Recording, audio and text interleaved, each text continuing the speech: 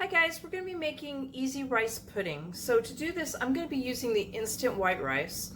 So you're going to want to just follow the package directions.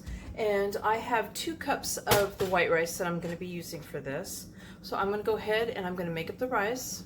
Okay, my rice is done. So in a bowl, I'm going to beat 2 eggs.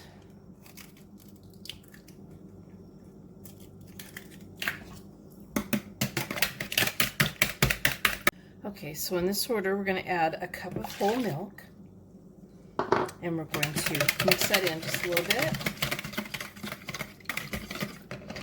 A cup of evaporated milk. Mix that in a little bit. 3/4 cup of granulated sugar. A 1/2 teaspoon of salt. 1/4 teaspoon of cinnamon and 1/8 of a teaspoon of cardamom. And we'll mix that up. I'm going to add my cooked rice. Give it a stir. I've got a 2.8 Corningware dish that I've sprayed with cooking spray, or you could use butter. It holds a little over 8 cups.